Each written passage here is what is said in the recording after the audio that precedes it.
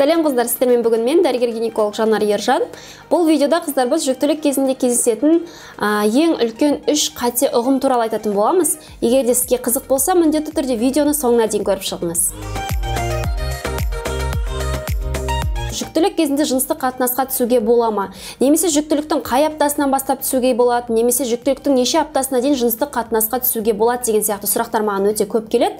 Қыздар, жүктілік ол ауру емес, ол физиологиялық жағдай болғандықтан жыныстық қатынасқа ешқандай кері көрсеткіш жоқ. Яғни егер де сізде физиологиялық тұрғыда өтіп жатқан жүктілік болса, жыныстық қатынасқа түсе берсеңіз болады. Жыныстық қатынасқа түсуге болмайтын қыздар жүктіліктің бірнеше асқынулары бар. Мысалға, егер де сізде қағанақ суы кеткен болса, қандай да бір қанды бөліністер болатын болса, соның салдарынан мысалға сізде түсік қаупі немесе ерте босану қаупі болған жағдайлар жыныстық қатынасқа түсуге болмайды. Келесі кері көрсеткіш қыздар, ол исмико-цервикальная недостаточность. Яғни егер де сізде жатыр мойны уақытынан ерте қысқарған болса, сізге исмико-цервикальная недостаточность деген диагноз қойылған болса, және де бұндай жағдайларда көбінесе жатыр мойны тігіледі немесе арнайы писари деген кольцо қойылады. Осындай жағдайларда да жыныстық қатынасқа түсуге болмайды. Немесе қыздар, сізде полное прилежание плаценты деген сияқты жүктіліктің асқынуы кездесетін болса, бұл диагноз қыздар тек қана УЗИ-мен қойылады, яғни баланың орны плацента сіздің жатыр мойныңызды толығымен жауып тұр деген сөз.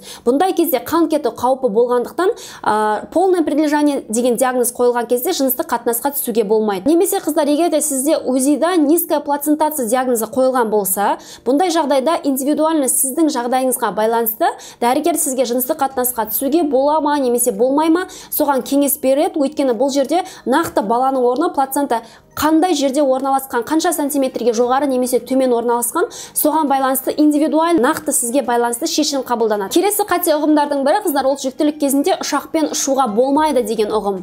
Жалпы егерде қыздар сіздерде физиологиялық тұрғыда өтіп жатқан жүктілік болса, онда біздің елімізде жүктіліктің 36 аптасына дейін ұшақпен ұшуға рұқсат етіледі. Жалпы жүктілік кезінде қыздар, сіз қандай да бір ұшақпен басқа жаққа бару, демалу деген сияқты жағдайларды жоспарлайтын болсаңыз, ең қолайлы жүктіліктің апталары ол 14 апта мен 28 апта аралығы. Неге? Өйткені көп қыздарда токсикоз жүктіліктің бастапқы апталарында болады да, жүктіліктің 13-14 апталарында токсикоз басылады. Жалпы токсикозбен қыдыру, шетелге бару, басқа жаққа бару әрине ыңғайсыз. Ал көбінесе 28 аптасынан бастап қыздар іш көбірек өседі, салмақ көбірек қосылады, қимылдау, қозғалу қиынға соғады. Сондықтан ең қолайлы уақыт ол 14-28 апталық жүктілік аралығы. Қыздар, егер де сіздің жүктілігіңіз 22 аптаға дейін болса, онда сіз ешқандай справкасыз ұшақпен ұша аласыз.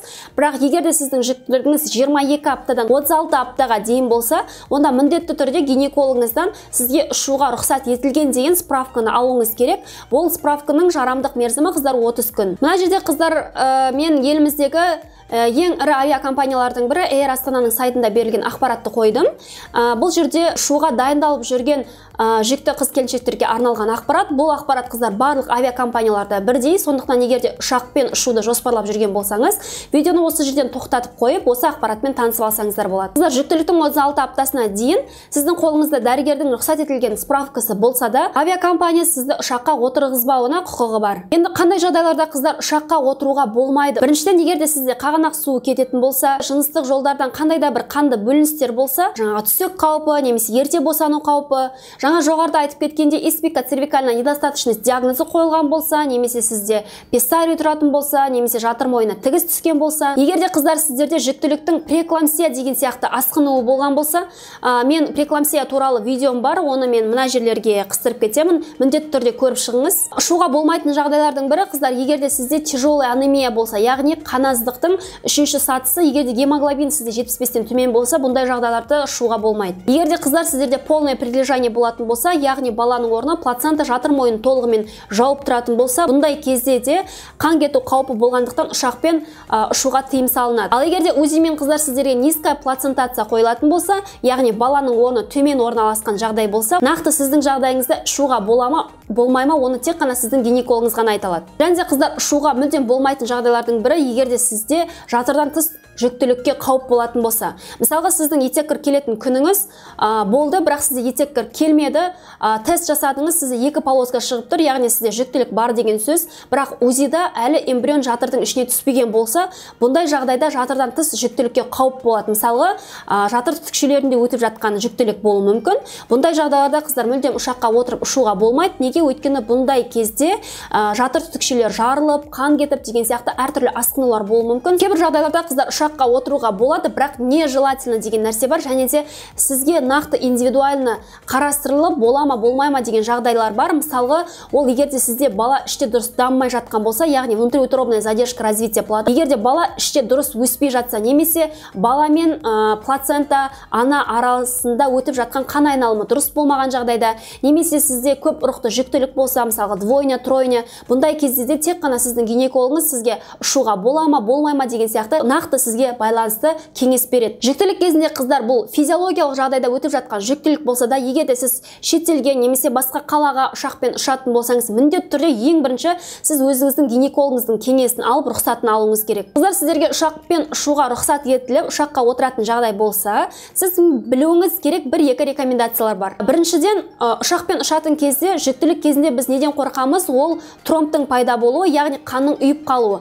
Сондықтан сіз ұшаққа отырған кезде кем дегенде 1 сағат сайын тұрып жүріп отыруыңыз керек. Ол үшін, мысалға, сіз ұшақта орын таңдап жатқан кезде ең шеткі орынды таңдасаңыз жақсы, өйткені бұл жерде сіз еркін тұрып жүріп келе аласыз. Ұшақтың ішінде қыздар, сізге керекті мөлшерде сұйықтықты ішіп отыруыңыз керек. Егерде сіздің жүктілігіңіз 12 аптадан жоғары болса, онда міндетті түрде компрессионный чулки киіңіз. Егерде қандай да бір себептермен сіз қанды сұйылтатын препараттарды ішіп жүрген болсаңыз, жүктілік барысында міндетті түрде ұшаққа отырған кезде де, басқа жерге барғанда да осы препараттарды ішуді тоқтатпаңыз. Келесі қате ұғымдардың бірі, қыздар, ол жүктілік кезінде мүлдем спортпен айналысуға болмайды деген ұғым. Керісінше, жүктілік кезінде сіз спортпен айналыссаңыз, ол сізге өте көп жақсы эффектін береді. Біріншіден, ол мысалға артық салмақты жинап алмауға көмектеседі, запор болмауын, іштің қатпауына көмектеседі, иммунитетіңіздің жақсаруына көмектеседі. Бірақ қыздар, жүктілік кезінде кез келген спорт, тренировка, жаттығулар тек қана жүктілерге арналған түрі болу керек. Егерде сіз қыздар жүктілікке дейін спортпен айналысып жүрген қыз келіншек болсаңыз,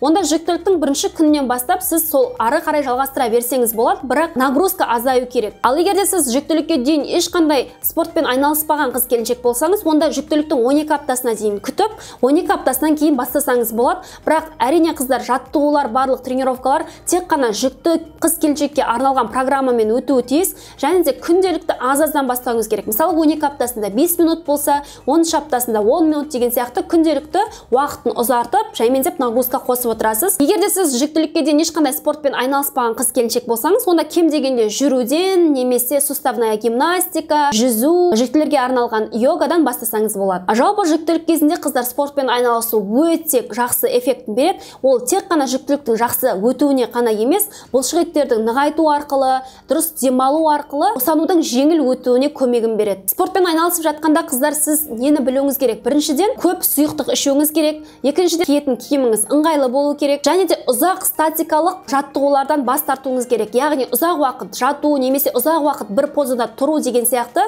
жаттығу түрлері жүктілік кезінде болмайды. Және де қыздар, жүктілік кезінде кез келген жаттығу болсын, ол бассейн болсын, йога болсын, сізде ешқандай ауру сезімі, дискомфорт болмауы керек. Егерде жаттығу жасау барысында сізде бас айналу, немесе бір жеріңіз ауру, немесе қанды бөліністер пайда болатын болса, дискомфорт пайда болатын болса, онда міндетті түрде сіз жасап жатқан жаттығуларыңызды тоқтатуыңыз керек. Қыздар, жүктілік кезінде кейбір жағдайларда мүлдем спортпен айналысуға болмайтын кездер болуы мүмкін. Олар, мысалы, егерде сізде исмико-цервикальный недостаточность болса, түсік қаупі, ерте босану қаупі болатын болса, қанды бөліністер болса, немесе сіздің жатыр мойныңыз тігілген болса, немесе писари тұратын болса, немесе мысалға экстрагенитальная патология, егерде жүректе сізде қандай да бір қиын аурулар болатын болса, ақаулар болатын болса, демалу жолдарында проблемаларыңыз болатын болса, сізге спортпен мүлдем айналысуға болмайды. Сондықтан міндетті түрде кез келген спортпен айналысатын жағдайларда, жаттығу жасайтын кездерде міндетті түрде бірінші өзіңіздің гинекологыңызбен сөйлесіп, рұқсатын алыңыз. Қыздар, қандай жақсы, жеңіл,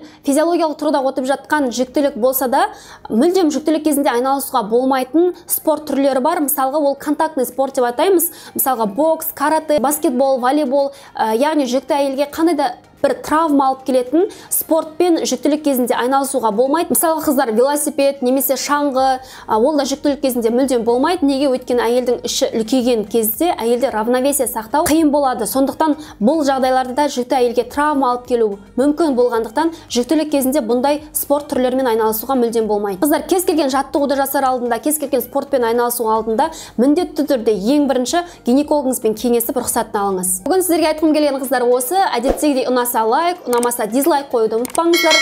Қандай тақырыпта тағы да видео түсіргенді қалайсыздар, оны комментарийға жазып кетсеңіздер болады. Назарларыңызға рахмет. Келесі видеоларда кездескенше сау болыңыздар.